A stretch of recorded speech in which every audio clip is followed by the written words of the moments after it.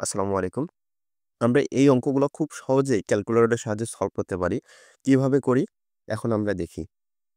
প্রথমে কি চাপতে হবে? এখানে প্রথমে আছে x + 1/x = 3। তাহলে আমরা এখান থেকে x এর মানটা আগে বাইর করে নেই। পেলে প্রথমে আলফা চাপবো, তারপরে ব্র্যাকেট চাপবো।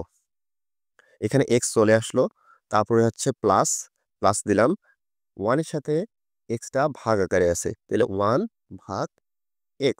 তাহলে x কিভাবে আনবো? আলফা তারপর ব্র্যাকেট চাপবো। x চলে আসলো। এখন কি আছে? সমান 3 আছে। সমান কিভাবে আনবো?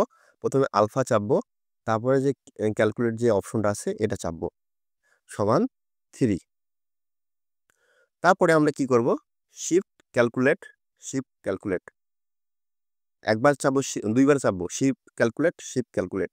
এভাবে দুইবার চাপার পরে তারপরে কাটিয়ে দিব। অন চাপে কাটিয়ে দিব। এখন অঙ্কটায় আসি। অঙ্কটায় আছে x² + 1/x²। তাহলে আমরা কি করব? x² কিভাবে আনবো? প্রথমে আলফা চাপবো, তারপরে ব্র্যাকেট চাপবো।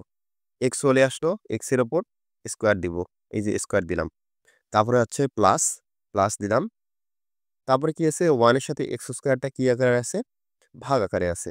তাহলে 1 ভাগ 1/, তাহলে আমরা x টা আবার আনবো আলফা ব্র্যাকেট, x চলে আসলো, x এর উপরে স্কোয়ার দিলাম। এখন কি চাপবো?